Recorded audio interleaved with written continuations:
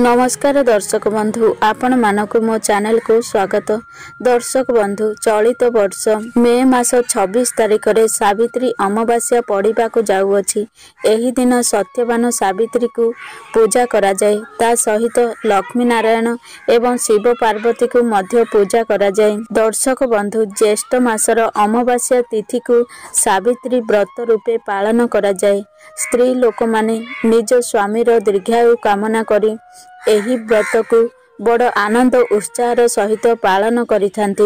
एही दिन लक्ष्मी नारायण एवं शिव पार्वती को सत्यवान सावित्री रूपे पूजा करा जाइथाय। जदि एही पवित्र दिन रे जदि आपनको एही भली 10टी संकेत मध्यरु कौनसी भी गोटिए संकेत मिले तेबे जानी रखंतु आपणकर पूजा संपूर्ण होईछि एवं आपणक घरे सुख समृद्धि आसीबाको जाउअछि। आपणक घरे माँ लक्ष्मी प्रसन्न होइछंती, तेणु माँ लक्ष्मी आपणक घर को आसीबाको जाउछंती। तेबे दर्शक बंधु चलंतु जानिबा सेही संकेत गुड़िक विषय रे। ता पूर्वरु आपण मानकु अनुरोध भिडियोटी को शेष पर्यंत देखंतु एवं आम चैनल को सब्सक्राइब करंतु एवं कमेंट सेक्शन रे जय माँ लक्ष्मी निश्चय लिखंतु। दर्शक बंधु धनवान हेबा पूर्वरु प्रकृति देइथाय एही संकेत। दर्शक बंधु वस्तुशास्त्र रे अनुसारे जेउ व्यक्ति निकट भविष्यत रे धनवान हेबाकु जाउछंती तांकु मिली थाए एही 10टी संकेत। एही संकेत गुड़िक जदि मिलुछि तेबे बुझी जांतु जे आपण जीवन रे किछि ना किछि बड़ हेबाकु जाउअछि। माँ लक्ष्मी स्वयं आपणक घरे विराजमान हेबाकु जाउछंती। हिंदू धर्म रे माँ लक्ष्मी को धनर देवी बोली कुहा जाए। जेउ मनीष उपरे माँ लक्ष्मी कृपा करिछंती ता घरे केबे भी धन अन्नर अभाव होई न थाए। माँ लक्ष्मी को प्रसन्न करिबा पई आमे माने अनेक पूजा व्रत करिथाउ।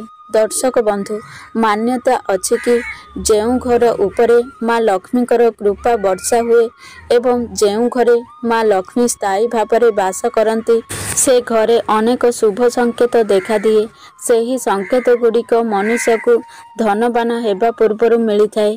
कौन कौन से संकेत जहा धनवान हेबा पूर्वरु मिली थाए। प्रथम हेउची हाथर पापुली कुंडई हेबा। ज्योतिष शास्त्र अनुसार जदि पुरुष लोकर डाहाण हाथर पापुली एवं स्त्री लोकर बाम हाथर पापुली कुंडाई हुए तेबे एहाकु एक शुभ संकेत मना जाए। एहार अर्थ आपणक जीवनरु धन संबंधी समस्या गुड़िक दूर हेबाकु जाउअछि एवं आपण धनवान हेबाकु जाउछंती। द्वितीय संकेत शंख ध्वनि शुणा जिबा। दर्शक बंधु जदि प्राप्तः काल रे आपण शंख ध्वनि शुणुचंती तेबे एहा एक शुभ संकेत अटे। एहार अर्थ आपणकर एबे खराब समय समाप्त हेबाकु जाउअछि एवं भल समय आरंभ हेबाकु जाउअछि। एहा सह कौनसी ना कौनसी शुभ खबर निकट भविष्यत रे प्राप्त करिवे। तृतीय संकेत दर्शक बंधु जदि आपणक घरे किंबा घर बाहरे अचानक भावरे दल दल होई कला पिंपुड़ी बाहरुचंती एवं सेमाने खाद्य को मुहरे धरी बुलुचंती तेबे बुझी जांतु कि आपणकर भल समय आसीबाकु जाउअछि। चतुर्थ संकेत जदि सकाळु सकाळु गोमाता आपणक घर को आसंती तेबे एहा स्वयं भगवानकर आशीर्वाद अटे। तेणु से गाई को रुटी किंबा घास खाइबा को दियंतु। एहार अर्थ आपणक उपरे माँ लक्ष्मी प्रसन्न अछंती। पंचम संकेत जदि हठात आपणक घरर गछ गुड़िक अधिक सबुज एवं छनछनिया होई बढ़िबाकु लागे तेबे बुझी जांतु जे आपणक घरे धन धान्य रे पूरिबाकु जाउअछि। षष्ठ संकेत झाड़ू को माँ लक्ष्मीकर प्रतीक बोली मना जाए। जदि सकाळु सकाळु केउ कुआरी झियो झाड़ू लगाइबार देखिबाकु मिले तो बुझी जांतु जे आपण शीघ्र धनवान हेबाकु जाउछंती। एहार अर्थ माँ लक्ष्मीकर कृपा आपण प्राप्त करिबाकु जाउछंती। एबेठारु आपणकर समस्त दुख कष्ट दूर हेबाकु जाउअछि। सप्तम संकेत सकाळु सकाळु आपण रास्ता रे टंका पड़िबार देखुचंती तेबे एहा मध्य धन आगमनर पूर्व सूचना अटे। एहार अर्थ खूब शीघ्र आपणक ନିକଟକୁ ଟଙ୍କା ଆସିବାକୁ ଯାଉଅଛି। ଏହା ବ୍ୟତୀତ ଡ୍ରେସ୍ ପିନ୍ଧିବା କିମ୍ବା ଖୋଲିବା ସମୟରେ ଆପଣଙ୍କ ପକେଟରୁ କିମ୍ବା ପର୍ସରୁ ଟଙ୍କା ପଡ଼ିଯାଏ, ତେବେ ଏହା ମଧ୍ୟ ଧନ ପ୍ରାପ୍ତର ସଂକେତ ଅଟେ। ଅଷ୍ଟମ ସଂକେତ, ଆପଣଙ୍କ ଘରର ମୁଖ୍ୟ ଦ୍ୱାର ପାଖାପାଖି ଆମ୍ବ ଗଛ ଉଠେ, ତେବେ ଏହା ମଧ୍ୟ ଲକ୍ଷ୍ମୀ ପ୍ରାପ୍ତିର ସଂକେତ ଅଟେ। ଏହା ଏକ ଶୁଭ ସଂକେତ ଅଟେ। ଏହାର ଅର୍ଥ ଆପଣଙ୍କ ଘରକୁ ଧନ ଆଗମନ ହେବାକୁ ଯାଉଅଛି। ବିଲେଇ ଛୁଆ ଜନ୍ମ ଦେବାକୁ ମଧ୍ୟ ଶୁଭ ସଂକେତ ମନାଯାଏ। ଯଦି ବିଲେଇ ଆପଣଙ୍କ ଘରେ ଛୁଆ ଜନ୍ମ ଦିଏ, ଏହା ଏକ ଶୁଭ ସଂକେତ ଅଟେ। ଏହାର ଅର୍ଥ ଆଗକୁ ଆପଣ କୌଣସି ନା କୌଣସି କାର୍ଯ୍ୟରେ ସଫଳତା ସହ ଧନ ମଧ୍ୟ ପ୍ରାପ୍ତ କରିବେ। ଦଶମ ସଂକେତ, ଯଦି ଆପଣଙ୍କ ଘର କାନ୍ଥରେ 3ଟି ଝିଟିପିଟି ଏକା ସହ ଦେଖାଦିଏ, ତେବେ ଏହା ଏକ ଶୁଭ ସଂକେତ ଅଟେ।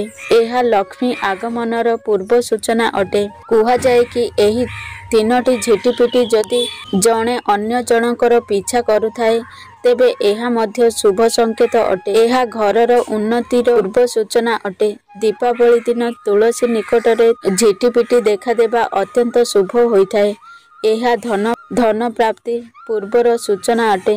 ମା ଲକ୍ଷ୍ମୀଙ୍କ ବାହନ ପେଚା ଯଦି ଆପଣଙ୍କୁ ଅନେକ ଦିନରୁ ଦେଖାଦେଉଛି, ତେବେ ଏହାର ଅର୍ଥ ଆପଣଙ୍କ ଘରକୁ ମା ଲକ୍ଷ୍ମୀଙ୍କର ଆଗମନ ହେବାକୁ ଯାଉଅଛି ଏବଂ ଆପଣଙ୍କୁ ଖୁବ୍ ଶୀଘ୍ର ଅପାର ଧନ ସମ୍ପତ୍ତି ପ୍ରାପ୍ତ ହେବାକୁ ଯାଉଅଛି। ସ୍ୱପ୍ନରେ ଯଦି ଆପଣ ହଳଦିଆ କିମ୍ବା ଲାଲ ରଙ୍ଗର ଫୁଲ ଦେଖୁଛନ୍ତି, ତେବେ ଏହାକୁ ଧନ ପ୍ରାପ୍ତିର ସଂକେତ ମନାଯାଏ। ସ୍ୱପ୍ନରେ ମନ୍ଦିର ଦେଖିବା ଅତ୍ୟନ୍ତ ଶୁଭ ଅଟେ। ଏହା ଧନ ପ୍ରାପ୍ତି ଏବଂ ଆଧ୍ୟାତ୍ମିକ ଉନ୍ନତିର ସଂକେତ ଅଟେ। ସ୍ୱପ୍ନରେ ନାଲି ଶାଢ଼ୀ ପିନ୍ଧିଥିବା ସ୍ତ୍ରୀ ଲୋକଙ୍କୁ ଦେଖିବା ଅର୍ଥ ମା ଲକ୍ଷ୍ମୀଙ୍କର କୃପା ଆପଣଙ୍କ ଉପରେ ବର୍ଷା ହେବାକୁ ଯାଉଅଛି। ସ୍ୱପ୍ନରେ ପାହାଡ଼ ଦେଖିବାକୁ ସଫଳତା ପ୍ରାପ୍ତିର ସୂଚନା ମନାଯାଏ। ଯଦି ଆପଣ ସକାଳୁ ସକାଳୁ କୁକୁରକୁ ରୁଟି ମୁହଁରେ ଧରି ବୁଲିବାର ଦେଖୁଛନ୍ତି, ତେବେ ଏହାର ଅର୍ଥ ଆପଣଙ୍କୁ ଅଜଣା ସ୍ରୋତରୁ ଧନ ଲାଭ ହେବାକୁ ଯାଉଅଛି। ଯେଉଁ ବ୍ୟକ୍ତି ଉପରେ ମା ଲକ୍ଷ୍ମୀଙ୍କର କୃପା ବର୍ଷା ହେବାକୁ ଯାଏ, ତାର ନିଦ ବ୍ରହ୍ମ ମୁହୂର୍ତ୍ତରେ ଅର୍ଥାତ୍ 3ଟାରୁ 5ଟା ଭିତରେ ଖୋଲିଯାଏ।